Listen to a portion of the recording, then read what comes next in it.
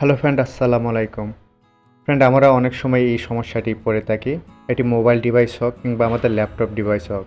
আমরা যখন Chrome browser দিয়ে কোনো ওয়েবসাইটে প্রবেশ করতে যাই, ওয়েবসাইটে প্রবেশ না করে এই ধরনের একটি মেসেজ শো করে, this site cannot be reach. Friend, আপনি যদি এই ধরনের সমস্যা পড়ে থাকেন, কোনো ওয়েবসাইটে প্রবেশ করার সময় ওয়েবসাইটে প্রবেশ না করে যদি এই ধরনের মেসেজ শো করে, তাহলে কিভাবে তার সমাধান করবেন তাই দেখাবো আজকের এই ভিডিওতে। ফ্রেন্ড, ভিডিওটি আমি দুটি স্টেপে দেখাবো, কারণ এই সমস্যাটি দুটি কারণে হয়ে থাকে। প্রথম যে কারণটি হয়ে থাকে এটি হলো আমাদের ব্রাউজারের কারণে। তার জন্য আমরা ব্রাউজারের থ্রি ডটে ক্লিক করব। এখান থেকে আমরা হিস্টোরিতে ক্লিক করব। তারপর ক্লিয়ার ব্রাউজার ডাটা এখানে ক্লিক করব। এখানে উপরে আমরা বেসিক সিলেক্ট করব। তারপর এখান থেকে আমরা অল টাইম সিলেক্ট করব এবং এই তিনটি অপশন আমরা অন করে দিব যদি অফ থাকে, আর যদি অন থাকে কোনো কিছু করার প্রয়োজন নেই। এরপর অ্যাডভান্স সিলেক্ট করব। এখান থেকে আমরা অল সিলেক্ট করে দিব এবং এই তিনটি অপশন অন করে দিব যদি অফ থাকে।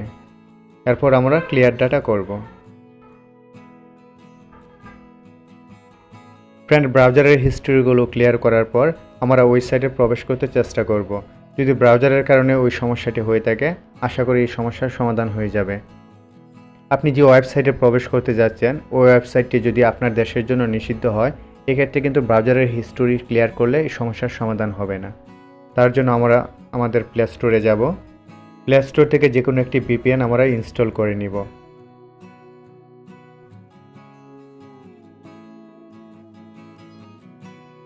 তো আমার এখানে একটি ভিপিএন আছে।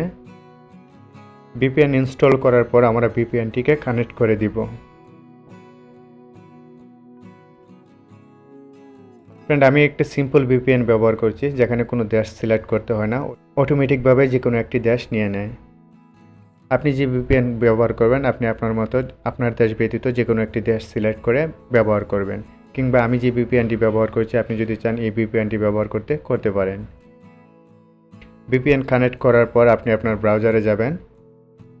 যে ওয়েবসাইটে প্রবেশ করতে যাচ্ছেন ওই ওয়েবসাইটের নাম লিখবেন।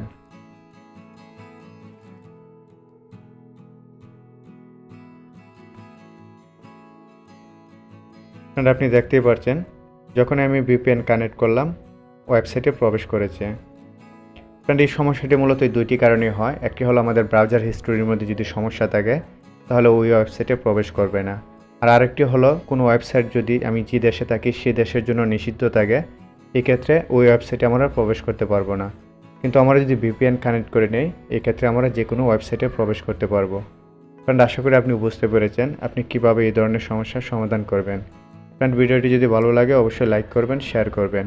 আর আপনি যদি চান আমাকে সাপোর্ট করতে তাহলে নিচ থেকে চ্যানেলটি সাবস্ক্রাইব করে দিবেন এবং পাশে থাকা বেল আইকনটি অন করে দিবেন, যাতে করে আমার পরবর্তী ভিডিওর আপডেটগুলো আপনার কাছে খুব সহজে পৌঁছে দিতে পারি।